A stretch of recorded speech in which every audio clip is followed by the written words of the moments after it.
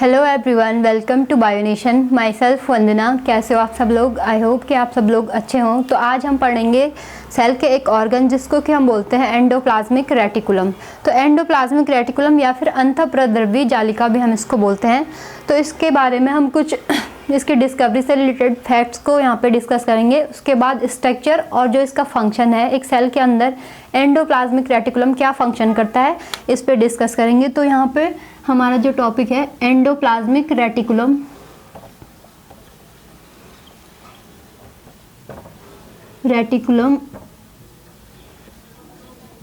या फिर हम इसको क्या बोलते हैं, ईआर।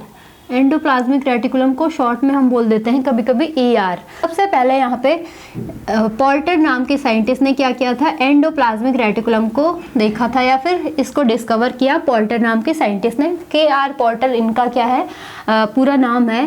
1945 में ये डिस्कवर करते हैं ईआर को या फिर एंडोप्लाज्मिक रेटिकुलम को। ठीक, अब इसके बाद जो एंडोप्लाज्मिक रेटिकुलम है, तो हम ये बोल सकते हैं कि ये एक सेल का ऐसा ऑर्गन है जो सिर्फ और सिर्फ हमें कहाँ पे दिखाई देगा, यूकैरियोटिक सेल्स में। इट मीन्स जो फुल्ली डेवलप या फिर एडवांस टाइप ऑफ सेल, या फिर क्या बोल सकते हैं हम, वेल डेवलप जो सेल होती हैं, eukaryotic cell.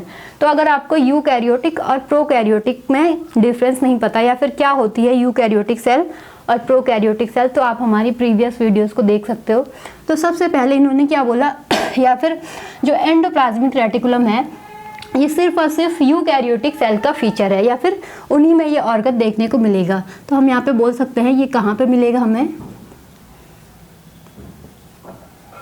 In all eukaryotic cells, या फिर जितनी भी क्या है यूकैरियोट है।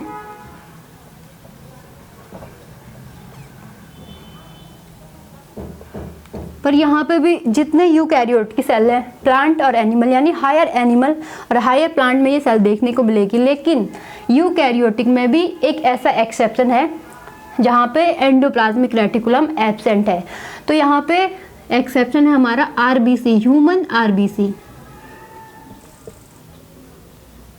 ह्यूमन आरबीसी और रेड ब्लड सेल्स, या फिर क्या बोलेंगे, रेड ब्लड कॉर्पसल्स भी हम इसको बोल सकते हैं। ठीक है, तो ह्यूमन आरबीसी में एंडोप्लाज्मिक रेटिकुलम एब्सेंट होगा, बाकी जितने भी यूकैरियोट हैं वहाँ पे ये ईआर प्रेजेंट होगा।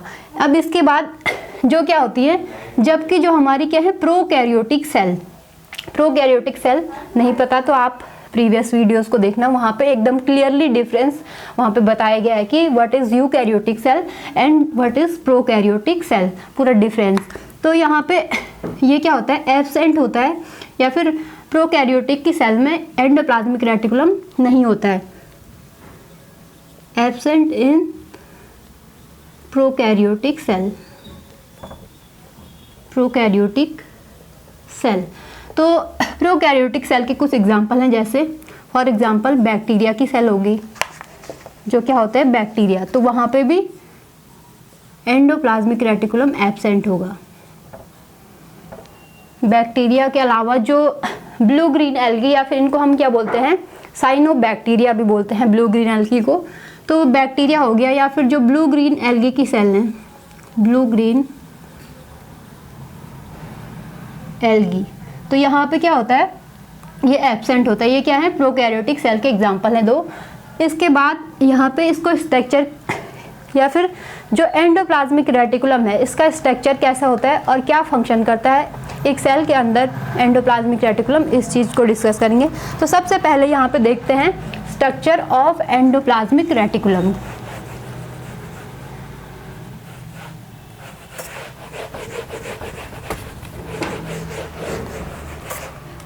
तो बात करेंगे यहाँ पे स्ट्रक्चर की, स्ट्रक्चर।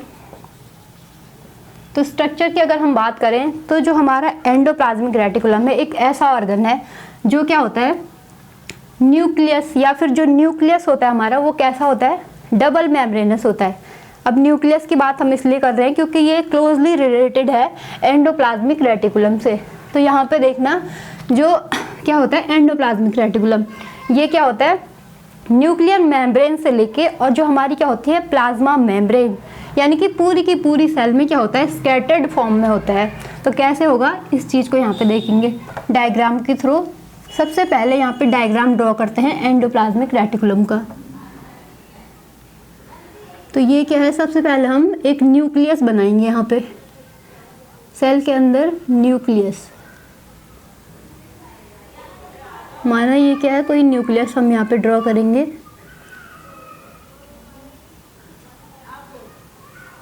और न्यूक्लियस क्या होता है, डबल मेम्ब्रेनस होता है, यानी दो मेम्ब्रेन, दो झिल्लियाँ होती हैं। तो इस टाइप से यहाँ पे हम दो झिल्लियाँ इसमें कुछ ऐसे यहाँ पे इसको ड्रॉ कर लेंगे। अब क्या हमने क्या बोला कि जो एंडोप्लाज्मिक रेटिकुलम होता है वो क्या होता है, न्यूक्लियर मेम्ब्रेन से अटैच स्ट्रक्चर है। या फिर ऐसे हो सकता है, ऐसा जरूरी नहीं है हर बार कि जो एंडोप्लाज्मिक रेटिकुलम है वो हमेशा क्या हो, यहाँ पे इस न्यूक्लियर एनवलप से अटैच हो, बल्कि कुछ क्या हो सकते हैं, फ्रीली भी एग्जिस्ट कर सकते हैं सेल के अंदर। ठीक है, तो ये ज़रूरी नहीं है कि एंडोप्लाज्मिक रेटिकुलम क्या हो, हमेशा न्यूक्लियर एनवलप से अटैच हो। ठीक, तो यहाँ पे मैं एक एंडोप्लाज्मिक रेटिकुलम ये ड्रॉ कर रही हूँ। तो ये क्या है, ये ER क्या है, एनवलप से अटैच है। ठीक है, लेकिन ऐसे भी हो सकता है कुछ ER क्या हो, यहाँ पे सेल में इस टाइप से फ्रीली एग्जिस्ट करते हो। ठीक है, तो ऐसा ज़रूरी नहीं है हमेशा यहाँ पे अटैच हो। तो यहाँ पे ये ER हो गया। ठीक है, अब एक और यहाँ पे हम ड्रॉ करते हैं ER को ही, इधर ही से ड्रॉ कर लेते हैं। ठीक है, तो यहाँ पे ER ड्रॉ किया हमने इस टाइप से। तो ये दोनों क्या है, ER यानी एंडोप्लाज्मिक रेटिकुलम। अब यहाँ पे एक ER को हम बनाएंगे, यहाँ पे क्या है, कुछ इस टाइप से राइबोसोम लगे हुए हैं। एंडोप्लाज्मिक रेटिकुलम की सरफेस पे यहाँ पे क्या लगे, इसकी सतह पे यहाँ पे क्या होंगे, राइबोसोम प्रेजेंट है। ठीक है, ये इस टाइप से यहाँ पे क्या है, राइबोसोम। ठीक है, अब इसमें हमने क्या बोला, जिस पे राइबोसोम लगे हुए इसको हमने बोला ये ER तो है, क्या है, ER है, ER ये भी है और ER ये भी है, लेकिन ये वाला इसको हमने नाम दिया RER, it means rough endoplasmic reticulum. इसको हमने क्या बोल दिया, रफ एंडोप्लाज्मिक रेटिकुलम बोल दिया। अब ऐसा क्यों, ऐसा इसलिए क्योंकि यहाँ पे क्या है, राइबोसोम लगे हुए हैं इसकी सरफेस पे। तो इसकी सरफेस कैसी होगी, राइबोसोम के कारण यहाँ पे खुरदरी या फिर क्या बोल सकते हैं, रफ हो गई। तो इसको नाम दे दिया हमने रफ एंडोप्लाज्मिक रेटिकुलम। ठीक है, फंक्शन क्या होता है इसको आगे डिस्कस करेंगे फंक्शन में।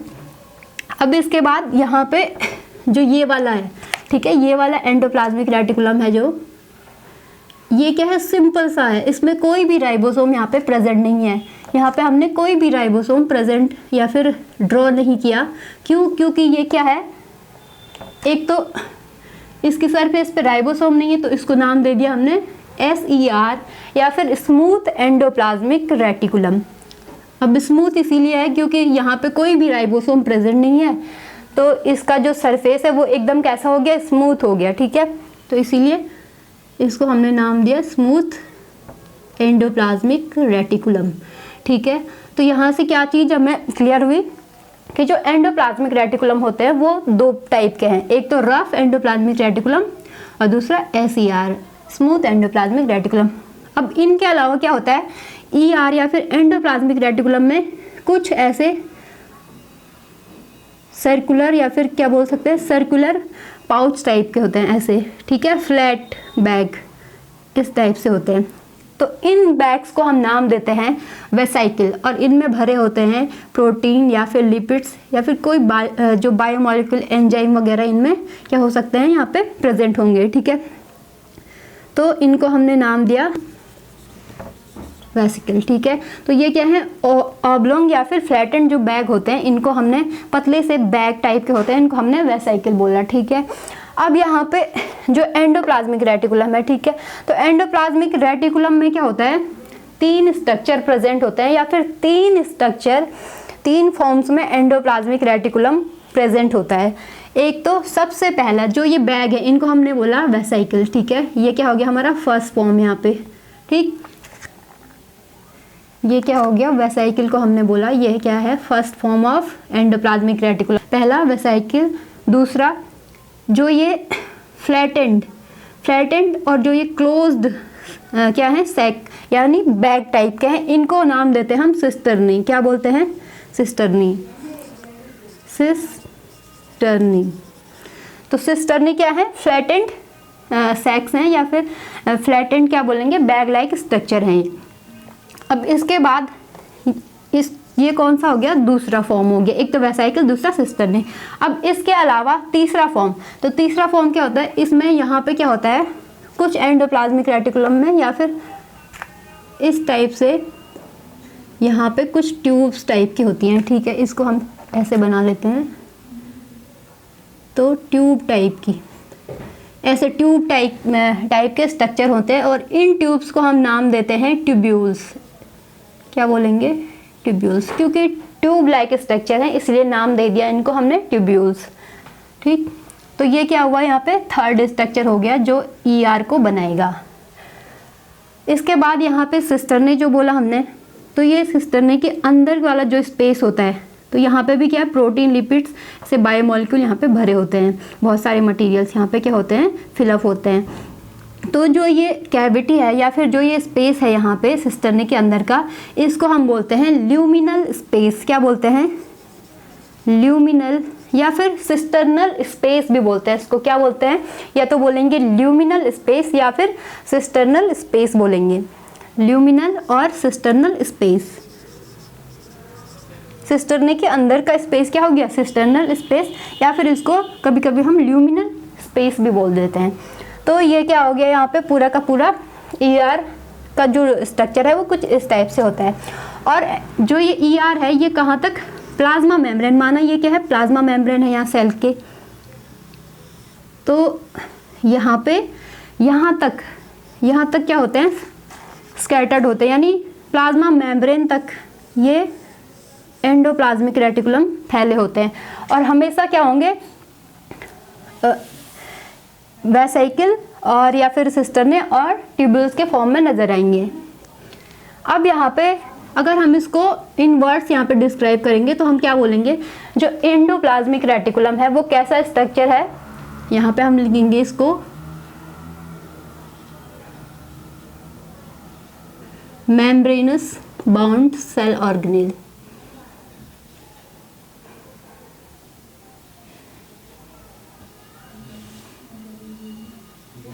यानी यहाँ पे क्या है, जो ये ER है वो उसमें क्या है, मेम्ब्रेन है। ऐसा नहीं है कि कोई मेम्ब्रेन प्रेजेंट नहीं है, बल्कि क्या है, यहाँ पे मेम्ब्रेन प्रेजेंट है, एक सिंगल मेम्ब्रेन यहाँ पे प्रेजेंट है। तो मेम्ब्रेनस बाउंड सेल ऑर्गन है सेल का, ठीक, ER। तो ये जो मेम्ब्रेन होती है ये मेनली यहाँ पे बनी होती है इसकी फॉस्फोलिपिड, यानी लिपिड और प्रोटीन की।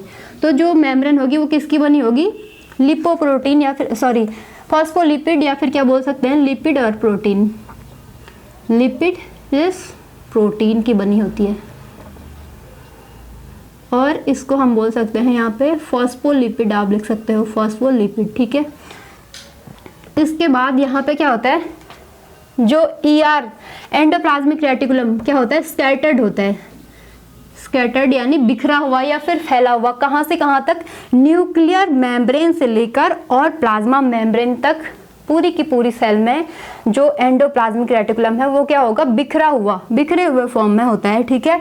तो हम क्या बोलेंगे यहाँ पे, स्कैटर्ड इन सेल फ्रॉम कहाँ से कहाँ तक, from nuclear membrane to plasma membrane, ठीक है। ये चीज क्लियर हुई। अब किसके फॉर्म में या फिर कैसे स्कैटर्ड होता है, किन फॉर्म में, वेसाइकल, सिस्टर्नी और ट्यूब्यूल्स के फॉर्म में। तो यहाँ पे हम लिख देंगे in the form of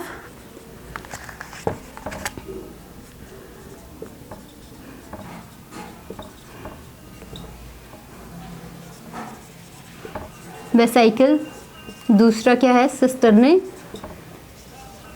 cisternae और तीसरा ट्यूब्यूल्स के फॉर्म में पूरे की पूरी सेल्स को कवर किया हुआ है एंडोप्लाज्मिक रेटिकुलम ने और फॉर्म करता है एक वेब लाइक स्ट्रक्चर, या फिर आप बोल सकते हो ये क्या बनाता है, सेल का साइटोस्केलेटन सिस्टम जो बनाएगा वो कौन बनाता है, एंडोप्लाज्मिक रेटिकुलम में, ठीक। ये चीज़ क्लियर हुई यहाँ पे। अब यहाँ पे क्या होता है, इस चीज़ को देखना, एंडोप्लाज्मिक रेटिकुलम को जब हमने बोला कि ये क्या करता है, as a cytoskeleton of cell भी एक्ट करता है। तो जैसे आपने देखा होगा जो हमारी बॉडी है ह्यूमन बॉडी, तो ह्यूमन बॉडी में जो स्केलेटन का फंक्शन होता है वो क्या होता है, मैकेनिकल सपोर्ट का, यानी जो हमारी बॉडी का जो शेप होता है तो वो किसके कारण होता है, किसके कारण होता है, हमारा स्केलेटन के कारण। अगर स्केलेटन ना हो तो हम तो ऐसे ही क्या लुढ़कने लग जाएंगे ज़मीन पे, तो ऐसा नहीं है। क्यों? क्योंकि हमारे पास क्या है, एक स्केलेटन सिस्टम है, एक स्केलेटन है, ठीक, यानी बोन्स का बना हुआ क्या है, स्केलेटन है, जो हमें क्या करता है, मैकेनिकल सपोर्ट या फिर ऐसे बोल सकते हैं यांत्रिक सहारा देता है। तो ऐसे ही सेल के अंदर भी सेल के शेप को मेंटेन करने के लिए क्या होता है, एंडोप्लाज्मिक रेटिकुलम एक बहुत ही ज़्यादा इम्पॉर्टेंट रोल प्ले करता है। तो यहाँ पे हम बोलेंगे कि एंडोप्लाज्मिक रेटिकुलम क्या करता है, play an important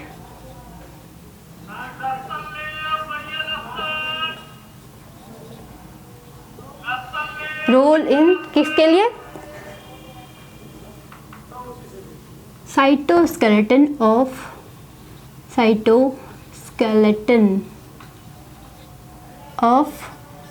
cell. It means कि जो साइटोस्केलेटन है सेल का, वहाँ पे एंडोप्लाज्मिक रेटिकुलम भी कहीं ना कहीं इन्वॉल्व होता है, या फिर जो सबसे ज़्यादा रोल होता है उसमें वो किसका होता है, एंडोप्लाज्मिक रेटिकुलम का ही होता है। तो यहाँ पे आप देखना जो साइटोस्केलेटन होता है ये मेनली बना होता है 4 चीज़ों से, ठीक है, 4 स्ट्रक्चर यहाँ पे प्रेजेंट होते हैं। अब वो कौन कौन से स्ट्रक्चर हैं उनको देखना है यहाँ पे। तो साइटोस्केलेटन बनाते हैं, एक तो हो गया हमारा सबसे इम्पॉर्टेंट ER, ठीक है। इसके बाद कुछ क्या होते हैं, माइक्रोट्यूब्यूल्स, क्या बोलते हैं, माइक्रोट्यूब्यूल्स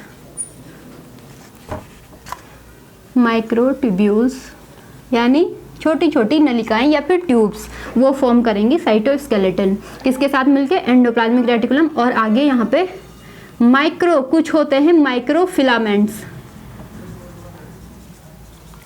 तो एंडोप्लाज्मिक रेटिकुलम, माइक्रोट्यूब्यूल्स, माइक्रोफिलामेंट्स और इंटरमीडिएट फिलामेंट्स।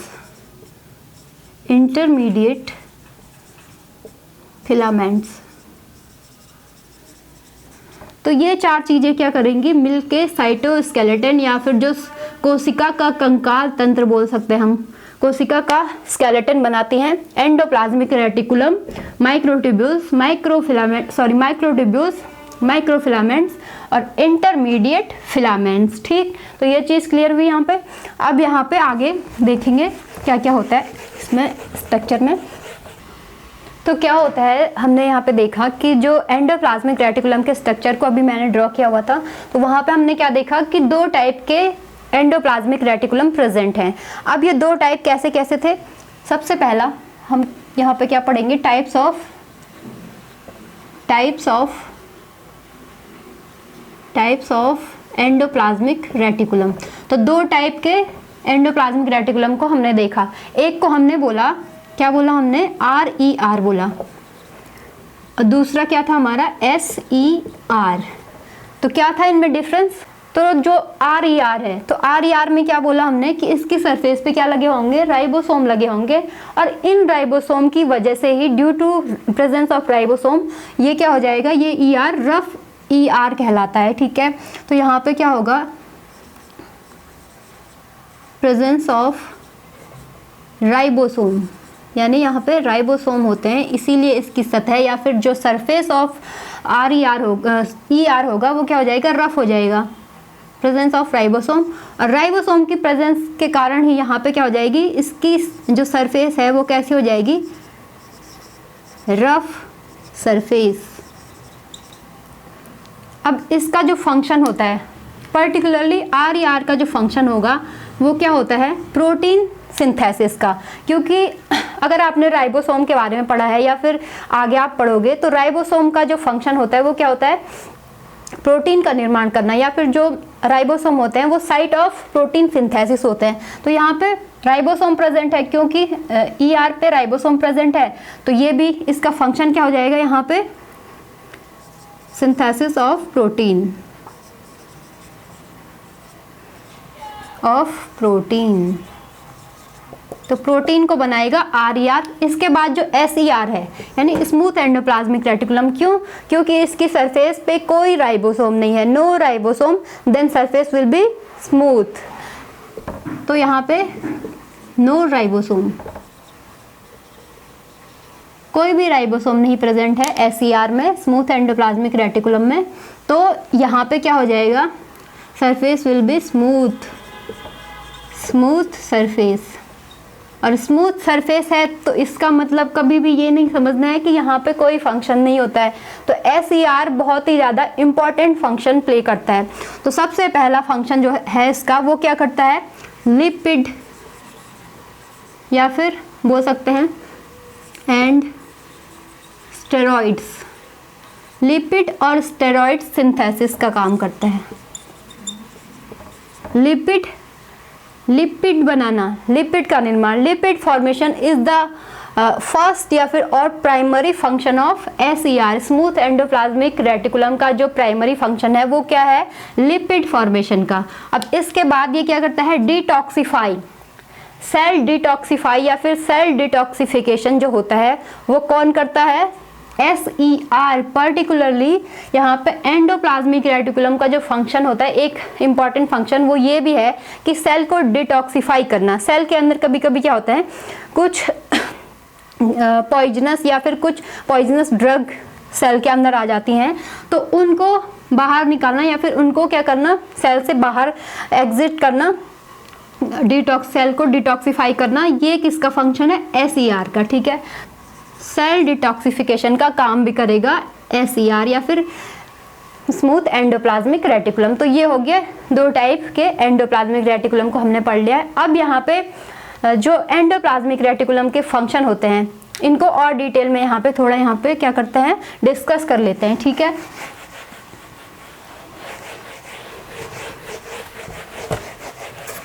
तो एक सेल के अंदर अगर एंडोप्लाज्मिक रेटिकुलम है तो इस एंडोप्लाज्मिक रेटिकुलम का क्या क्या फंक्शन होता है या फिर ये कौन से पर्टिकुलर फंक्शन को परफॉर्म करता है एक सेल के अंदर रह के, इस चीज़ को यहाँ पे देखेंगे। तो सबसे पहले यहाँ पे हम देखेंगे फंक्शन ऑफ एंडोप्लाज्मिक रेटिकुलम। तो सबसे पहले यहाँ पे क्या होगा, सबसे पहला यहाँ पे जो फंक्शन हम यहाँ पे डिस्कस करेंगे वो है एंडोप्लाज्मिक रेटिकुलम क्या करता है, एक सेल को दूसरी सेल से कनेक्ट करने का काम करता है। यानी अब कैसे करता है इस चीज को देखना, ये क्या करता है, connect,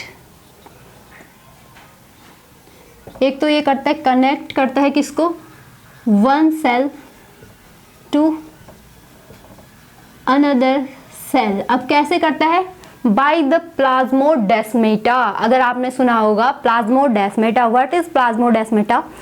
Plasmodesmata is a structure which connect one cell to another cell। तो इस फंक्शन में कौन हेल्प करता है या फिर कौन इस फंक्शन को प्रॉपरली होने में मदद करता है, एंडोप्लाज्मिक रेटिकुलम। ठीक है, तो ये क्या करेगा, connect one cell to another cell by plasmodesmata, plasmodesmata. ठीक, अब इसके बाद दूसरा और इम्पॉर्टेंट फंक्शन है इसका, ये क्या करता है, सिंथेसिस करता है किसका, मॉलिक्यूल्स का। कौन कौन से वो मॉलिक्यूल्स हैं या फिर बायोमॉलिक्यूल सिंथेसिस का फंक्शन करता है। तो वो हमने पहले भी डिस्कस किया हुआ है तो इसको ज़्यादा डिस्कस नहीं करेंगे यहाँ पे। तो ये क्या करेगा, एक तो ये करता है सिंथेसिस, निर्माण करेगा किस चीज़ का, सिंथेसिस करेगा, इसको आगे देखना, सिंथेसिस करेगा और स्टोर भी करता है, बहुत सारी चीज़ों को क्या करेगा, बनाएगा, सिंथेसिस करेगा, स्टोर, भंडारण भी करेगा, संग्रह भी करेगा उन चीज़ों का। और उसके बाद स्टोर के बाद एंड ट्रांसपोर्ट, ट्रांसपोर्ट का भी ये क्या करता है, फंक्शन करता है, ट्रांसपोर्ट। अब किन चीज़ों को ट्रांसपोर्ट करता है या फिर सिंथेसिस या स्टोर करता है, ये देखना। तो जब SER और RER पढ़ा तो क्या बोला कि जो RER है ये क्या बनाता है, प्रोटीन, प्रोटीन यानी प्रोटीन सिंथेसिस करता है, प्रोटीन का निर्माण करता है। और ऐसा नहीं है कि ये प्रोटीन को सिर्फ बनाएगा तो उसको स्टोर भी करेगा कुछ टाइम के लिए, है ना, स्टोर करेगा और ट्रांसपोर्ट करेगा। अगर ER के अंदर ही उसकी ज़रूरत है तो उसको वहीं तक क्या करेगा, रखेगा, स्टोर करके रखेगा। अगर सेल के बाहर कहीं ज़रूरत पड़ रही है किसकी, प्रोटीन की, तो ये क्या करेगा, ER उसको सेल के बाहर या फिर सेल को दे देगा प्रोटीन को। तो ट्रांसपोर्ट का भी काम करता है, ठीक है। तो RER क्या करेगा, प्रोटीन को सिंथेसिस करेगा, सिंथेसिस ऑफ प्रोटीन।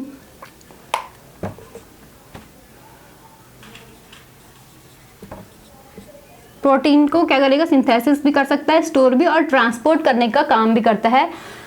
इसके बाद SER, तो SER का क्या फंक्शन बोला हमने, SER क्या करता है, लिपिड्स या फिर जो कुछ स्टेरॉइड्स होते हैं उनको बनाता है, उनका निर्माण करता है। तो हम बोल सकते हैं SER क्या करता है, लिपिड फॉर्मेशन या फिर लिपिड सिंथेसिस, स्टोर और ट्रांसपोर्ट करेगा, ठीक।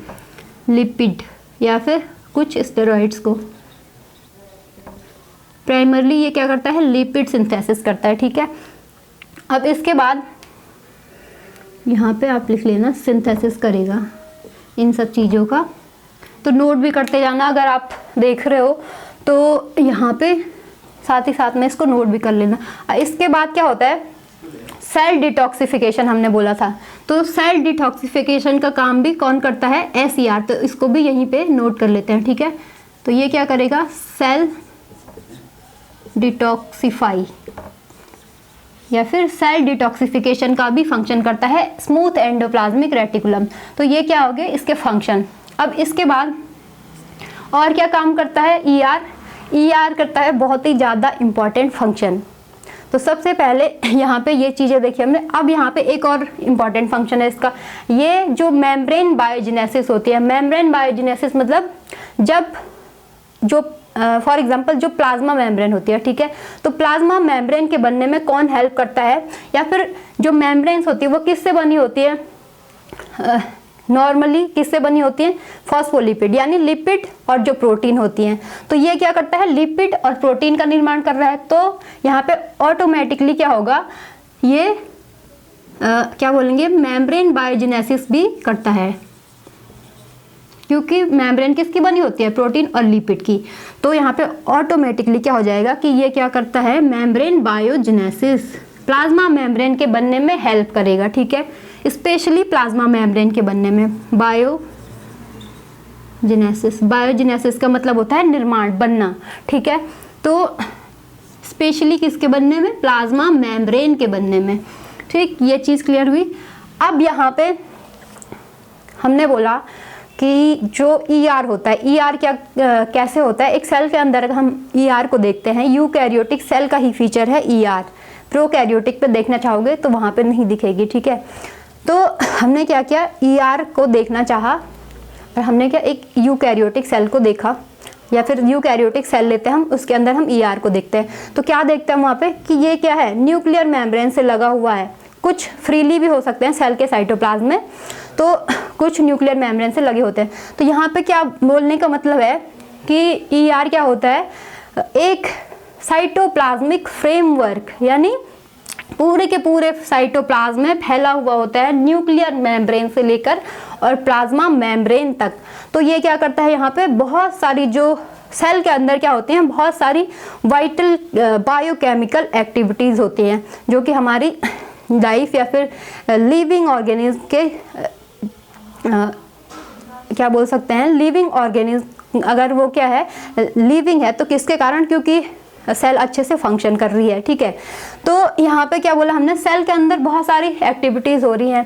तो ये एक्टिविटीज़ जो होती हैं सेल के अंदर, बायोकेमिकल एक्टिविटीज़, तो इनके लिए क्या करता है, सरफेस प्रोवाइड कराता है। यानी बहुत सारी जो एक्टिविटीज़ होंगी वो एंडोप्लाज्मिक रेटिकुलम के सरफेस पे भी होती है, ठीक है। तो यहाँ पे हम बोल सकते हैं ये क्या प्रोवाइड कराता है, provide cytoplasmic framework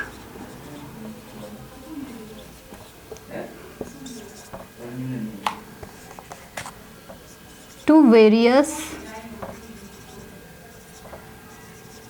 biochemical reaction और एक्टिविटीज़ लिख सकते हो, ठीक है, रिएक्शंस। अब इसके अलावा ये एक्ट करता है एज अ साइटोस्केलेटन, ठीक है, साइटोस्केलेटन के तौर पे भी या फिर एज अ साइटोस्केलेटन, सेल के स्केलेटन भी हम इसको बोलते हैं एंडोप्लाज्मिक रेटिकुलम। तो जो सेल का साइटोस्केलेटन होता है वो किन किन चीज़ों से बना होता है वो हमने आगे पढ़ लिया। तो यहाँ पे एक फंक्शन इसका ये भी है कि ये क्या करता है, एज अ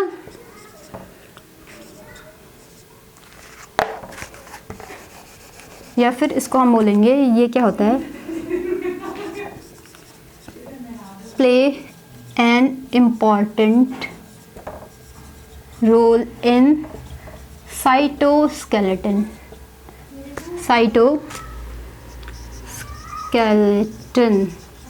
या फिर play an important role in formation of cytoskeleton. तो साइटोस्केलेटन के बनने में भी मदद करेगा हमारा एंडोप्लाज्मिक रेटिकुलम।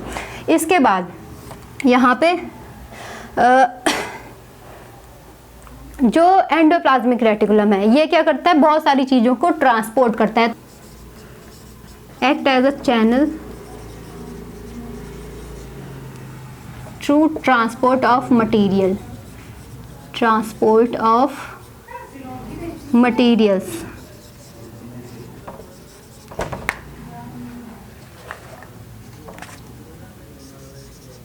तो ये क्या है, यहाँ पे एंडोप्लाज्मिक रेटिकुलम के कुछ फंक्शन को हमने यहाँ पे देख लिया है और इसके स्ट्रक्चर को भी हमने अच्छे से यहाँ पे डायग्राम के थ्रू और ऐसे इन वर्ड्स में हमने यहाँ पे डिस्क्राइब कर लिया है।